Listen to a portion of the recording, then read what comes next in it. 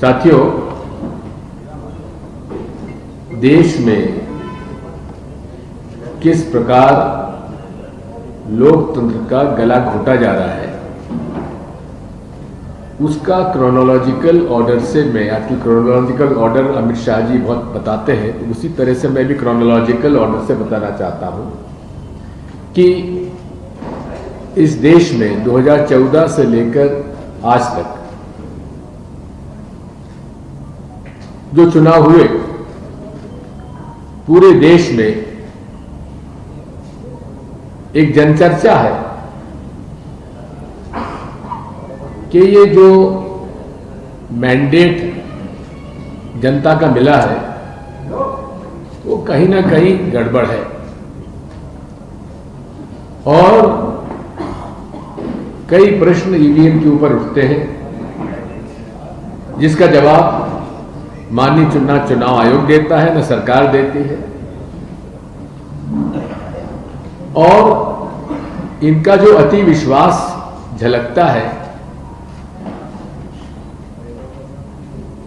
2014 में कहा कि हमको 272 से ऊपर सीटें मिलेंगी, 284 आई। 19 में कहा 300 पार, 303 आई। आप कह रहे हैं 400 पार। ये इस प्रकार का उदाहरण हमने को कहीं और देखने को नहीं मिलता, लेकिन हां, ये आत्मविश्वास जो झलक रहा है, ये शुद्ध रूप से कहीं ना कहीं हमें शक पैदा करता है। तो chronological order number 1 EVM, chronological order number 2 electoral bonds. अब इलेक्टोरल बॉन्ड्स में भी जो आंकड़े सामने आ रहे हैं, मैं धन्यवाद दूंगा और बधाई दूंगा माननीय उच्चतम न्यायालय को, जिन्होंने इलेक्टोरल बॉन्ड्स के केस में बड़े साहसिक ढंग से इलेक्टोरल बॉन्ड्स की सारी जानकारी निकालने के लिए सरकार को बाध्य किया और इसको इल्लीगल पाया गया। और उसकी इल्लीगलिटी तो पहले दिन से हम लोग कह रहे थे। और अगर आप देखेंगे कि 2018 से 2024 के बीच में भाजपा को 8,252 करोड़ रुपए मिले, 16,518 करोड़ कुल इलेक्टोरल बॉन्ड्स के माध्यम से उन्हें 8,252 और कांग्रेस को 1,950 करोड़ मिले। और वो भी अब फ्रीज कर दिए गए। फ्रीज मतलब आप उससे एक पैसा भी पार्टी चुनाव में नहीं निकाल सकती। अब ये भी प्रकरण सामने आए हैं कि जिन कंपनियों के नाम आए हैं उनका क्रोनोलॉजिकल ऑर्डर देख लीजिए। ईडी, आईटी, सीबीआई रेड करती है, वो कंपनी अपने इलेक्टोरल बॉन्ड खरीदते हैं और उन पर ईडी, आईटी, सीबीआई का जो भी केस है वो साफ हो जाता है। और इन्होंने 3 तरह से ये चंदा उगाया। एक हफ्ता वसूली, एक्सटॉर्शन, तुम पर हमने रेड किया है, जेल जाओ या चंदा दो। और ऐसे कई प्रकरण सामने आए हैं जहां इनके रेड के बाद वसूली हुई है, क्रोनोलॉजिकल ऑर्डर से हुई है।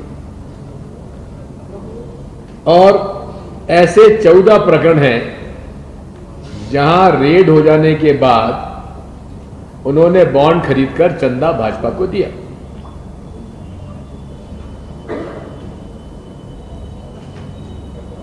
इसके बाद दूसरा है चंदा दो और धंधा लो।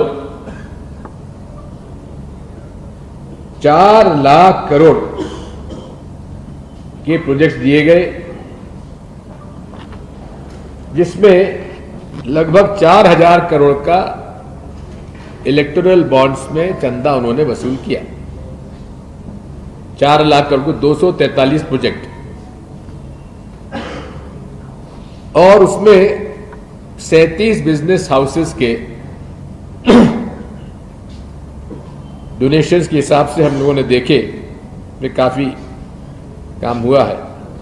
साथ में एक ये बड़े एक स्कैंडलस है, दुख की बात है कि 7 फार्मास्यूटिकल कंपनीज जिन पर की इन्वेस्टिगेशन चला था नकली दवाइयों का, cough syrup, blood pressure medicine, कोविड-19 ट्रीटमेंट, रामदेसिविर इंजेक्शंस, उन सारी इन्वेस्टिगेशन के कंपनी से इन्होंने चंदा लिया, ये भी उससे प्रमाणित होता है। यानी कि कोविड में जो दवाइयां बांटी जा रही थी, नकली दवाइयां, उन दवाई बनाने वालों से भी चंदा लेकर उन्होंने उनको भी छोड़ दिया। यह है मोदी गारंटी। मोदी गारंटी है हफ्ता वसूली की, मोदी गारंटी है चंदा दो धंधा लो, और उसके बाद तीसरी श्रेणी आती है शेल कंपनीज। ये शेल कंपनी क्या होती है? बोगस कंपनीज, जिनके माध्यम से टैक्स हेवन से पैसा आता है और उन कंपनीज में चला जाता है। और इसमें आपने देखा था, जो हिंडनबर्ग रिपोर्ट आई थी, उसके अंदर कई ऐसी कंपनीज थी जिनका कोई बिजनेस नहीं है, उन्होंने भी हजारों करोड़ के इन्वेस्टमेंट्स किए। अब माननीय प्रधानमंत्री जी ने गारंटी दी थी कि पूरे देश के शेल कंपनीज हमने समाप्त कर दी, पूरे देश की। लेकिन इस पूरे इलेक्टोरल बॉन्ड स्कैम में 29 कंपनियां ऐसी हैं जो शेल कंपनीज हैं, जिनकी जितनी पूंजी है उससे ज्यादा उन्होंने चंदा दे दिया। कर्मचारी कोई है नहीं और चंदा सैकड़ों करोड़ में दे दिया, वो भी लिस्टेड है। ये सारी डिटेल्स आज नेट पर अवेलेबल है। और ये वो है जिनमें से कि फाइनेंस मिनिस्ट्री खुद मोदी जी की सरकार ने 19 फर्जी कंपनियां जो शेल कंपनीज थी, इनको उन्होंने हाई रिस्क में डाला था of violating the prevention of money laundering act, PMLA. तो ये इलेक्टोरल बॉन्ड्स की जो कथा है वो आपके सामने है।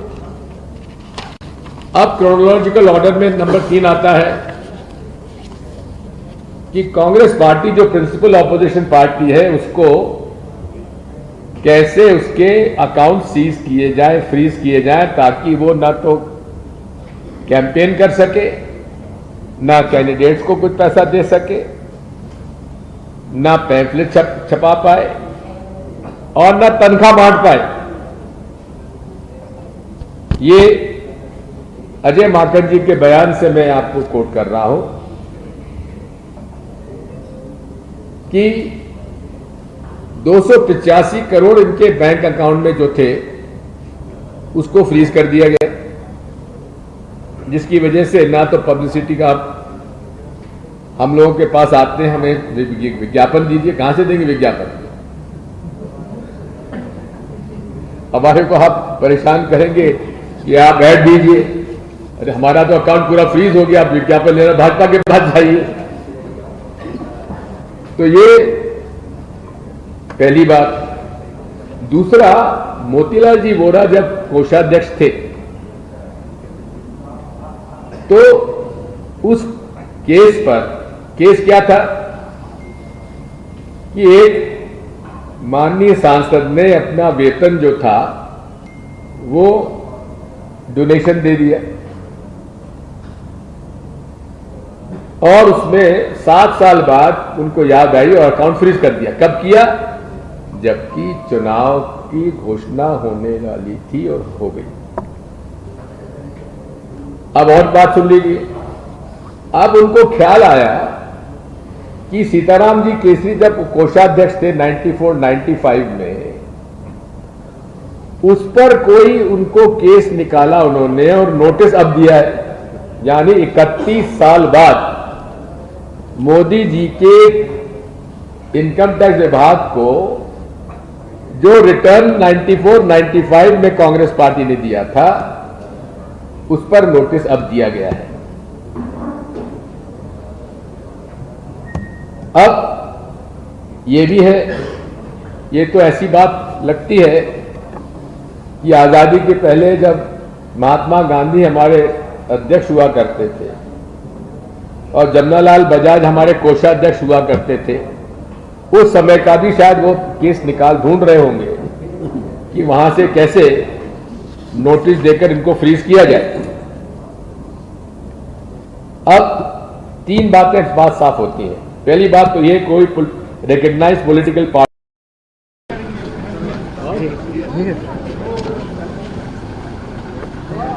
सब उधर है। एक मिनट